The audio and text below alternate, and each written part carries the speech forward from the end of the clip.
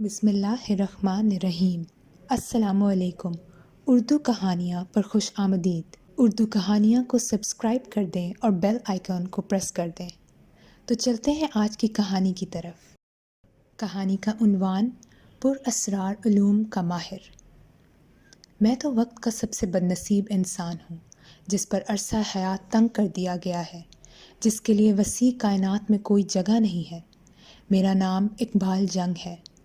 والد صاحب کی وفات کے بعد جب جائیداد کے بٹوارے کا مسئلہ اٹھا تو میرے بڑے بھائیوں نے دل بھر کے میری حق تلفی کی۔ غیر منقولہ جائیداد کا بٹوارہ کچھ اس طرح ہوا کہ جتنی اچھی اچھی زمینیں تھیں وہ بھائیوں نے اپنے حصے میں لے لیں۔ بھائیوں کی اس حق تلفی پر مجھے غصہ تو بہت آیا، لیکن وقتی طور پر چپ ہو گیا کہ لوگ کیا کہیں گے کہ ابھی باپ کا کفن میلا بھی نہیں ہوا اور ان کی روح کو تکلیف ہوگی۔ میں خون کے گھونٹ پی کر خاموش ہو گیا۔ ایک دن میرے دوست شہباز نے سادھو کالی چرن سے میرا تعارف کرایا۔ سادھو کالی چرن کالے علم کا عامل ہے۔ پہلی ہی ملاقات میں کالی چرن نے مجھے بہت زیادہ متاثر کیا۔ اس نے وعدہ کیا کہ جیسے وہ کہے گا اگر اس پر عمل کیا تو دنیا میں جو چاہوں گا مجھے وہ ملے گا۔ سادھو کالی چرن نے کہا، میں سب جانتا ہوں تیرے ساتھ کیا ہوا ہے۔ ابھی وقت نہیں آیا بھائیوں سے بدلہ لینے کا۔ تجھے اپنے بھائیوں سے بدلہ لینے کے لیے بہت کچھ سیکھنا پڑے گا۔ زندگی واقعی ایک زخم تھی۔ بھلا اس انسان کی زندگی بھی کیا زندگی ہوتی ہے جو ایک بھرے پڑے گھر کو چھوڑنے کے بعد اس طرح ویران اور تنہا رہ جائے کہ اسے کسی کو اپنا کہتے ہوئے بھی شرم آئے۔ میں نے دل میں فیصلہ کر لیا کہ سادھو کالی چرن جو بھی کہے گا میں اس پر عمل کروں گا۔ یہاں ایک بات کالی چرن نے مجھ سے کی اور وہ یہ کہ مجھے اپنا دین چھوڑنا پڑے گا، تب ہی میں کالے علوم سیکھ پاؤں گا۔ یہ بات مجھ سے ہضم نہ ہوئی۔ میں نے کالی چرن سے اس موضوع پر کوئی بات نہ کی۔ اگر کبھی ایمان چھوڑنے کی باری آئی تو میں کبھی بھی ویسا نہیں کروں گا۔ ایک دن صبح سادھو کالی چرن مجھے ایک ویرانے میں چھوڑ کر چلا گیا۔ اب میں اس ویرانے میں تنہا تھا۔ یہ اندازہ لگانا مشکل تھا کہ یہ کون سی جگہ ہے۔ دھونا ماچھی کا علاقہ یا کالی بیڑی کے اطراف ہے، کیا پتہ کون سی جگہ ہے یہ۔ میں ویران نگاہوں سے اس ویران ماحول کو دیکھ رہا تھا۔ یا تو یہ نگاہوں کی ویرانی تھی یا ماحول میں اتنا خوفناک تھا کہ مجھے چاروں طرف ایک عجیب سا ہو کا عالم محسوس ہو رہا تھا۔ وہاں سے ہٹ آیا، پہاڑوں کی اترائی اترتا ہوا آگے بڑھتا جا رہا تھا۔ چٹانوں کے درمیان کہیں کہیں تھوہر کے درخت اگے ہوئے تھے۔ ان جھاڑیوں کے درمیان زہریلے سانپ اور بچھو اکثر نظر آ جاتے تھے۔ حتی الامکان ان سے بچتا ہوا آگے بڑھتا رہا اور تھوڑی دیر کے بعد تھک گیا۔ تھکن شدید بھوک کی وجہ سے تھی، پیاس بھی شدت سے لگ رہی تھی۔ میں نے سوچا کیوں نہ کسی غار میں داخل ہو کر سورج کی اس تپش سے بچا جائے۔ یہاں کھانے پینے کا کوئی انتظام ہو نہیں سکتا، لیکن اب جو کچھ بھی ہوگا کم از کم چھاؤں تو مل جائے گی۔ یہ سوچ کر ایک دہانے کا انتخاب کیا اور اس کی جانب بڑھ گیا۔ دہانہ خاصا بڑا تھا اور مجھے کھڑے ہو کر اندر داخل ہونے میں کوئی وقت نہیں ہوئی تھی۔ تقریباً 7 فٹ اونچا تھا اور اس کا قطر 5 فٹ کا ہوگا۔ اندر داخل ہوا تو عجیب سا احساس ہوا۔ باہر سے یہ غار جتنا تاریک نظر آتا تھا، اندر سے اتنا تاریک نہیں تھا۔ غالباً پہاڑوں کے اوپری حصوں پر سوراخ تھے جن سے روشنی اندر آ رہی تھی، اور اسی وجہ سے سورج کی روشنی میں یہ غار روشن ہو گیا تھا۔ لیکن اس کے ساتھ ساتھ ہی ایک عجیب سی اشتہا انگیز خوشبو نے میرے قدم روک دیے۔ بالکل یہی محسوس ہوا تھا جیسے بھنا ہوا گوشت کہیں قریب ہی رکھا ہوا ہے۔ اس کی سوندھی سوندھی خوشبو ناک سے ٹکرا رہی تھی۔ بے اختیار میری نگاہیں چاروں طرف بھٹکنے لگیں اور پھر میں نے ایک طرف دیکھا اور حیران رہ گیا۔ یہاں ایک چھوٹی سی چوکی پڑی ہوئی تھی جس پر سفید رنگ کی چادر بچھائی گئی تھی۔ چوکی کے اوپر بڑے سے تشت میں بھنا ہوا گوشت رکھا تھا۔ اس کے قریب ہی پانی کا جگ اور گلاس رکھا ہوا تھا۔ ایک لمحے کے لیے میری آنکھیں پھٹی کی پھٹی رہ گئی تھیں۔ دوسرے لمحے میرے اندر خوشی کا ایک احساس جاگا اور میں تیزی سے اس کی طرف دوڑ پڑا۔ گوشت کے قریب پہنچ کر میں نے اس کی خوشبو سونگھی۔ کیا مزیدار چیز تھی۔ میں اطمینان سے چوکی کے نزدیک بیٹھ گیا۔ یہ جگہ کسی کی بھی ہو، گوشت کسی کی بھی ملکیت ہو، میں بھوکا ہوں اور اسے کھا لینا ثواب ہے۔ میرا ہاتھ تیزی سے پلیٹ کی جانب بڑھا، لیکن اسی وقت ایک سرگوشی سی میرے کانوں میں گونجی۔ یہ سور کا گوشت ہے اقبال جنگ، اگر بھوک اتنا ہی پریشان کر رہی ہے تو کھا لو۔ میرا ہاتھ جہاں تک پہنچا تھا وہیں کا وہیں جمع رہ گیا۔ میں اس سرگوشی کو سننے کی کوشش کرنے لگا۔ دوبارہ آواز میرے کانوں میں نہیں آئی تھی، لیکن پہلی بار میں نے اسے بخوبی سنا تھا۔ یقیناً کسی نے مجھے اس گوشت کی اصلیت سے آگاہ کیا تھا، لیکن وہ کون ہے؟ یہ جگہ میرے قابل نہیں تھی۔ گوشت نہ جانے کس نے مجھے پہنچایا، کیا ہوا یہ سب کچھ، اور کون تھا وہ جس نے میرے کانوں میں سرگوشی کر کے مجھے گوشت کھانے سے منع کیا تھا۔ میں غار سے نکل آیا اور بے تحاشا گہرائیوں کی جانب دوڑنے لگا۔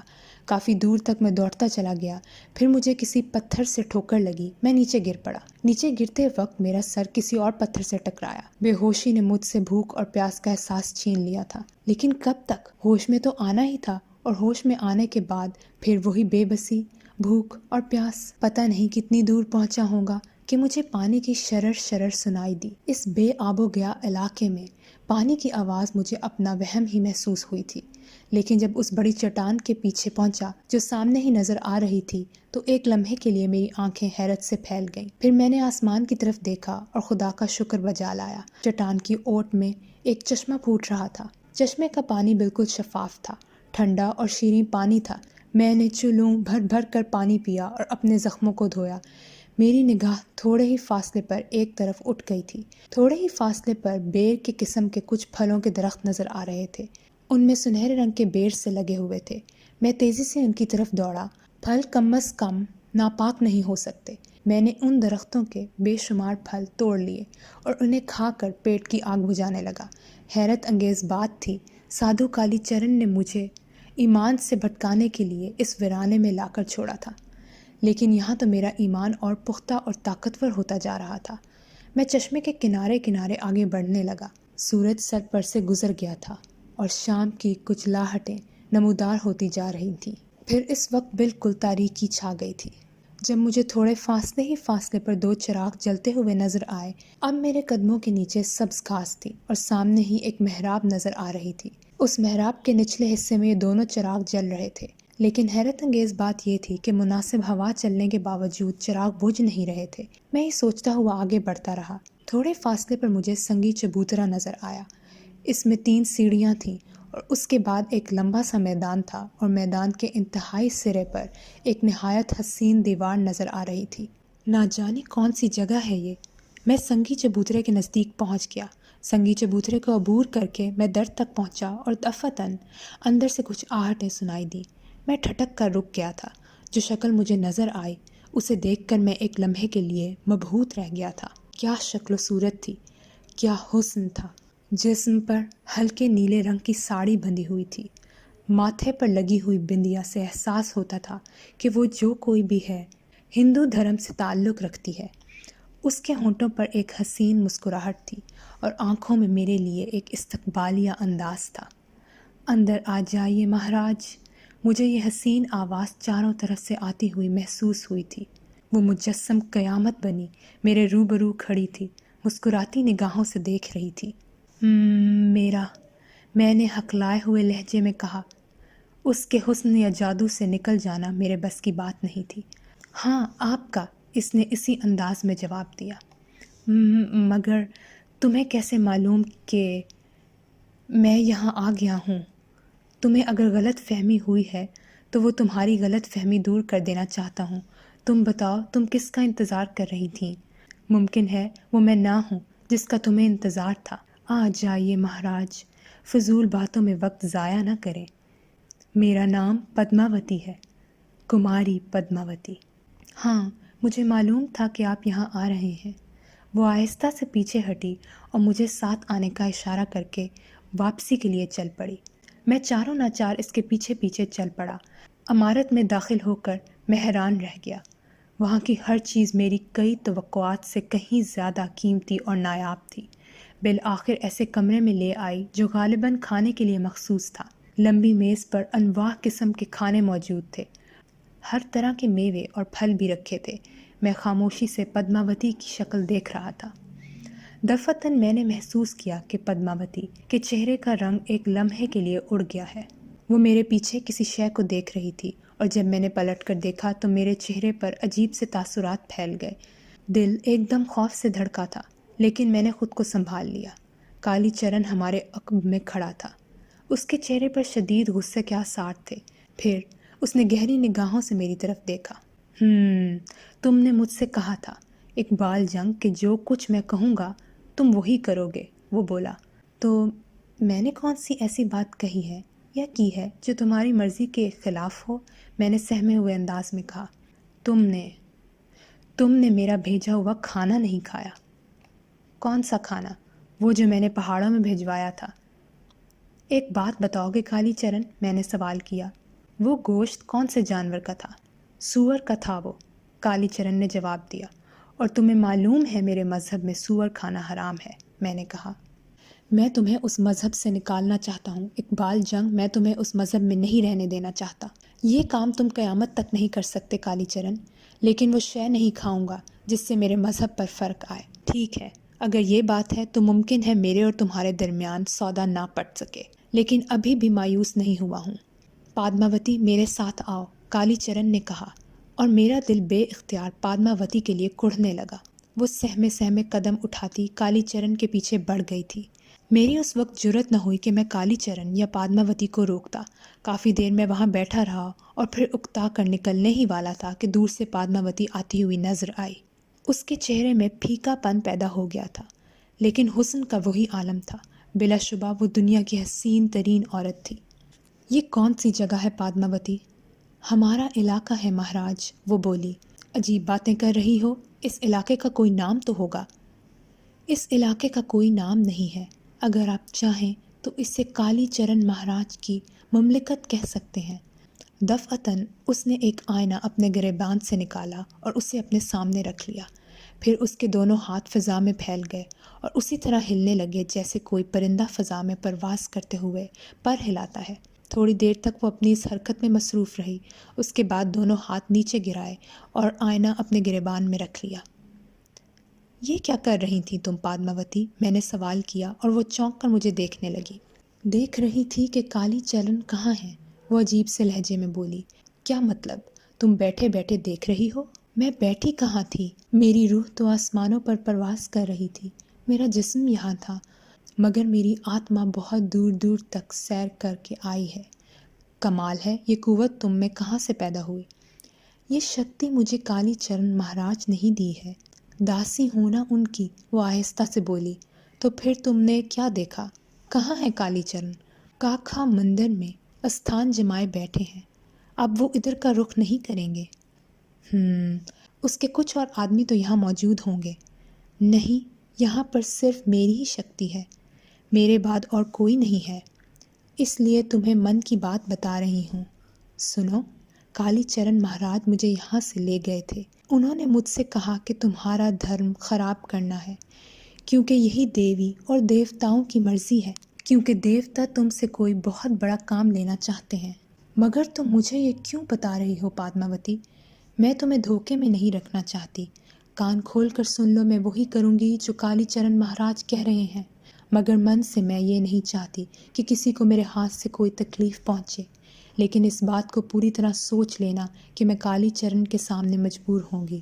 یہاں کسی قسم کا گوشت مت کھانا، وہ پھل مت کھانا جس میں رس ہو، ہاں سوکھے میوے کھا سکتے ہو، اس کے علاوہ اگر تم نے کچھ کھایا تو پھر تمہاری اپنی مرضی ہوگی۔ شراب بالکل مت پینا، چونکہ وہ شراب نہیں ہوگا، گائے کا پیشاب ہوگا۔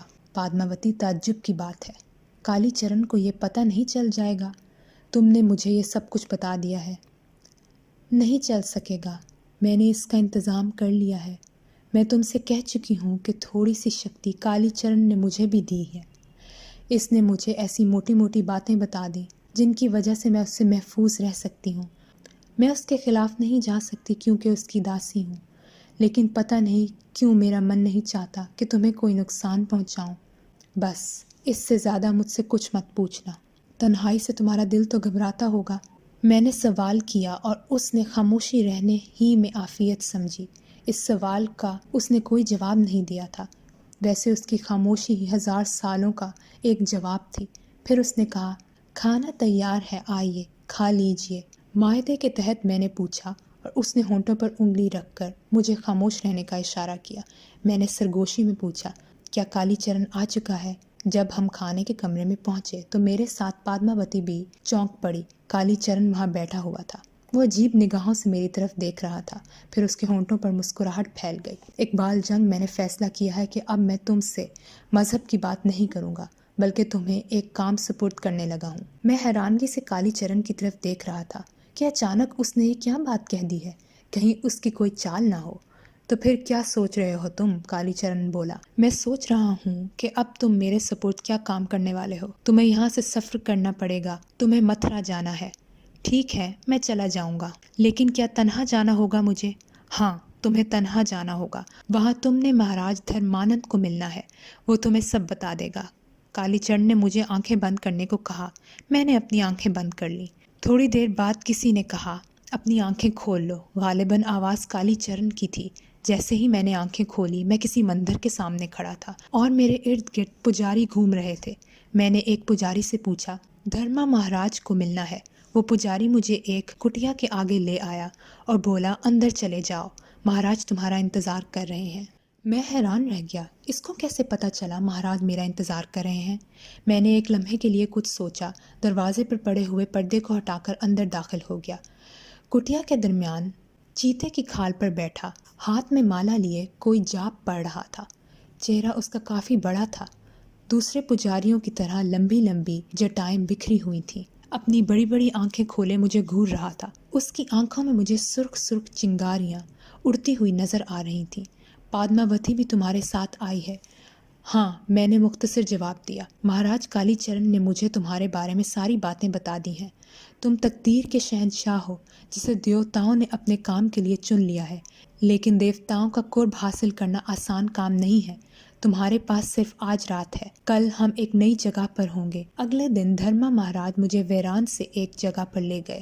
یہی وہ جگہ ہے جہاں بیٹھ کر تجھے چلہ کھینچنا ہوگا۔ ٹھیک ہے، میں نے چاروں طرف دیکھتے ہوئے کہا۔ میں تجھے منتر بتائے دیتا ہوں اور اس کے بعد تو یہ منتر پڑھنا شروع کر دینا، لیکن سوچ لے، ہو سکتا ہے تجھے بڑی آتمائیں ڈرائیں اور تیرا چلہ پورا نہ ہو سکے۔ اگر ایسا ہوا تو دیکھا جائے گا، میں نے جواب دیا۔ دیکھا نہیں جائے گا، اگر ایسا ہوا تو پھر تیرا جیون مشکل ہو جائے گا۔ تو پھر میں چلتا ہوں، لیکن سن لے، تو اپنے گرد ایک کڑا بنا لینا اور اس کڑے میں بیٹھ کر ہی تجھے جاپ کرنا ہوگا۔ اگر یہاں سے باہر نکلا تو تیرے لیے مشکلیں پیدا ہو سکتی ہیں، مہاراج نے کہا، اور پھر اپنی پشت پر ہاتھ کر کے نہ جانے کہاں سے ایک تھیلا سا نکال لیا۔ اس میں ایسے سوکھے پھل ہیں جنہیں کھا کھا کر تجھے گزارا کرنا ہوگا، اور یہ جل ہے۔ انہوں نے ایک بڑا سا مٹکا میرے سامنے رکھ دیا۔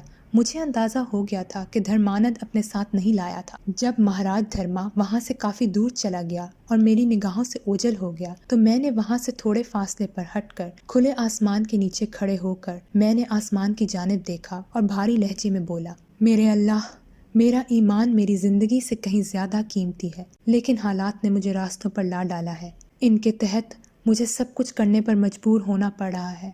اگر یہ ساری چیزیں میرے ایمان کو تباہ کر دیتی ہیں تو پھر میری تجھ سے درخواست ہے کہ مجھے اسی جگہ موت دے دے، اور اگر میں زندہ رہا تو میں سمجھوں گا کہ ان کالے علم کے حصول کے لیے زندہ ہوں۔ بہر طور پر جو کچھ میں اپنے منہ سے ادا کروں یا ان لوگوں کے کہنے پر مجھے کرنا پڑے، اس میں میرے دل کا کوئی تعلق نہیں ہوگا۔ میں نے دھرما مہاراج کے بتائے ہوئے اصولوں کے مطابق ایک دائرہ بنایا اور پھر اس میں بیٹھ کر اس کے بتائے ہوئے بول پڑھنے لگا۔ ویران کھنڈر میں اور تعفن کی جگہ پر بیٹھ کر مجھے یہ منتر پڑھنا تھا۔ پہلی ہی رات مجھ پر بہت بھاری گزری۔ چاروں طرف سے ڈراؤنی اور خوفناک آوازیں آ رہی تھیں۔ اس رات کا تصور کرتا ہوں تو میرا دل پر لرزہ طاری ہونے لگتا ہے۔ ہواؤں کی سرسراہٹ میرے نزدیک سے گزرتی تو یوں محسوس ہوتا جیسے کچھ خوفناک ارواحیں اب مجھ پر حملہ آور ہونے والی ہیں۔ میری نگاہوں کے سامنے طرح طرح کے دائرے بن رہے تھے، بگڑ رہے تھے۔ کبھی سفید سائے سے نظر آتے جو ادھر ادھر دوڑ رہے ہوتے تھے، اور کبھی ہلکے ہلکے کھنک دار کہے۔ اس خوفناک جگہ ایک لمحہ گزارنا مشکل تھا۔ مجھے یہ منتر دن رات پڑھنا تھا، چنانچہ دوپہر تک اپنے کام میں مصروف رہا۔ اس دوران خشک میوے اور پانی میرے نزدیک رکھا ہوا تھا، لیکن میرا دل نہیں چاہ رہا تھا کہ میں ان میں سے کسی چیز کو ہاتھ لگاؤں۔ میں جانتا تھا کہ اس متعفن جگہ یہ تمام چیزیں بھی انتہائی غلیظ ہوں گی، لیکن کیا میں بھوکا رہ کر یہ جاپ کر سکتا تھا؟ میں نے سوچا، جس درخت کے نیچے کھڑے ہو کر میں نے خدا سے دعا مانگی تھی وہ پھلدار درخت تھا۔ پیلے رنگ کے عجیب سے پھل اس پر لٹکے ہوئے تھے، مگر اس دائرے سے نکلنا میرے لیے مناسب ہوگا؟ سادھو تو اس کے لیے منع کر گیا تھا۔ دفعتاً میرے دل میں بغاوت کا ایک جذبہ اٹھا۔ موت ہی آئے گی نا، منتر پورا نہ ہو تو مجھے اس سے کیا غرض؟ بہر طور پر موت کا انتظار تو کرنا ہی ہے، ان حالات میں زندہ رہنے سے کیا فائدہ؟ چنانچہ کیوں نہ وہ پھل کھائے جائیں۔ پھر اپنی جگہ سے اٹھ کر دائرے سے باہر آ گیا۔ بے شمار انسانی چیخیں میرے باہر قدم رکھتے ہی فضا میں ابھری تھیں۔ ایسا لگا تھا جیسے چاروں طرف بھاگ دوڑ شروع ہو گئی ہو، کوئی میرے نزدیک لپک رہا ہو۔ لیکن میں نے اپنے دل کے دروازے بند کر لیے تھے، میں نے اپنے کانوں کو بالکل ان آوازوں کی طرف سے ختم کر دیا تھا۔ میں آنکھیں بند کیے ہوئے اس طرف بڑھ رہا تھا جدھر درخت تھا۔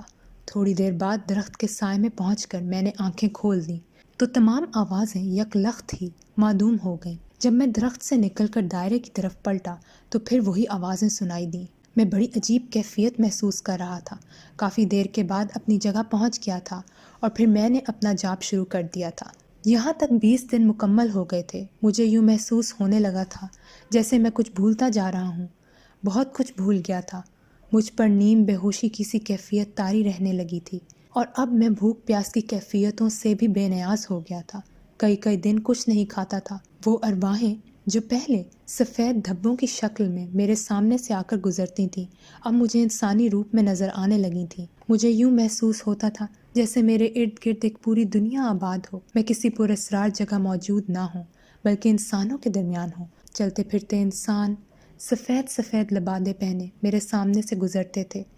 نہ جانے کتنے عرصے بعد میں نے اس دائرے سے باہر قدم رکھا تھا۔ مجھے یوں محسوس ہوا جیسے میرے ساتھ بہت سے افراد چل رہے ہیں۔ ان سب کی شکلیں دیکھیں تو مجھے اپنی ہی شکل نظر آئی۔ یہ میں تھا جو کئی حصوں میں تقسیم تھا، مگر مجھے اپنے آپ کو بہت سے حصوں میں دیکھ کر حیرت نہیں ہوئی۔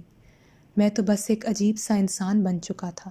جب میرا چلہ مکمل ہو جاتا ہے اس کے بعد تو جیسے میری زندگی ہی کچھ اور ہو گئی ہو۔ میں جو چاہتا مجھے حاصل ہو جاتا۔ میں مہاراج مادھو لال ہو چکا تھا۔ میرے پاس اپنے موکل ہوتے تھے جو ہر وقت میرے حکم کے منتظر رہتے۔ میں وہ تمام حدیں پھلانگ چکا تھا جس کے بارے میں کوئی سوچ بھی نہیں سکتا تھا۔ میں نے اپنے دونوں بھائیوں سے بدلہ لے لیا تھا، ان دونوں کے کاروبار تباہ کروا دیے اور ان لوگوں کو ان کی اپنی جائیدادوں سے کرائے کے مکانوں پر لے آیا تھا۔ گھر کے حالات ایسے کہ وہ 2 وقت کی روٹی کو بھی ترسنے لگے۔ اتنا غرور میرے اندر آ چکا تھا کہ سب مجھے اپنے آگے کمتر لگتے تھے۔ اس دوران میرا سامنا ایک بزرگ سے ہو گیا۔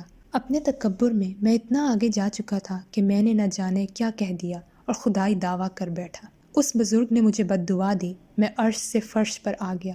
جو داسیاں میری پوجا کرتی تھیں نہ جانے کہاں چلی گئیں۔ میرے موکل مجھے چھوڑ کر جا چکے تھے۔ میں اپنے آپ کو مہاراج مادھو لال کہتا رہتا۔ وہ لوگ جو دن رات میری پوجا کرتے تھے اب مجھے جہاں دیکھتے ہیں پتھر مارتے ہیں، کیونکہ انہیں میری حقیقت پتہ چل چکی ہے۔ اب میرا حلیہ ایسا ہو گیا ہے کہ لوگ کیا میں خود اپنی شکل سے ڈرتا ہوں۔ بدلے کی آگ اور کالے علم نے میرا سب کچھ تباہ کر دیا ہے۔ آج ویرانیہ میرا مقدر ہے۔